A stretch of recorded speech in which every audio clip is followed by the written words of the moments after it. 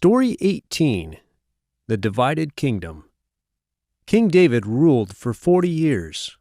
Then he died, and his son Solomon began to rule over Israel. God spoke to Solomon and asked him what he wanted most that God should do for him. Solomon asked that God would make him very wise. This pleased God, so he made Solomon the wisest man in the world. Solomon learned many things and was a very wise ruler. God also made him very wealthy. In Jerusalem, Solomon built the temple for which his father David had planned and gathered materials. People now worshiped God and offered sacrifices to him at the temple instead of at the tent of meeting. God came and was present in the temple, and he lived there with his people. But Solomon loved women from other countries. He disobeyed God by marrying many women, almost 1,000 of them. Many of these women came from foreign countries and brought their gods with them and continued to worship them. When Solomon was old, he also worshipped their gods. God was angry with Solomon because of this. He said that he would punish him by dividing the nation of Israel into 2 kingdoms. He would do this after Solomon died. After Solomon died, his son Rehoboam became king. All the people of the nation of Israel came together to accept him as their king.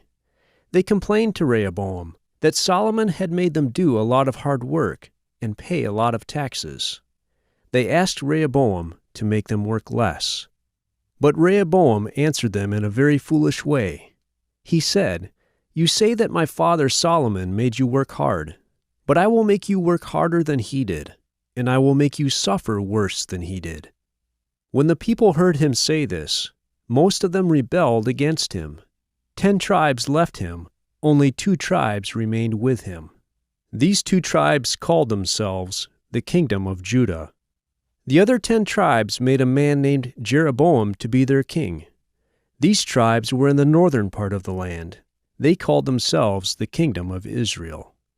But Jeroboam rebelled against God and caused the people to sin. He built 2 idols for his people to worship. They no longer went to Jerusalem in the Kingdom of Judah to worship God at the temple. The kingdoms of Judah and Israel became enemies and often fought against each other. In the new Kingdom of Israel, all the kings were evil. Many of these kings were killed by other Israelites who wanted to become king in their place. All of the kings and most of the people of the Kingdom of Israel worshipped idols. When they did this, they often slept with prostitutes and sometimes even sacrificed children to the idols. The kings of Judah were descendants of David. Some of these kings were good men who ruled justly and worshipped God. But most of Judah's kings were evil. They ruled badly, and they worshipped idols. Some of these kings even sacrificed their children to false gods. Most of the people of Judah also rebelled against God and worshipped other gods.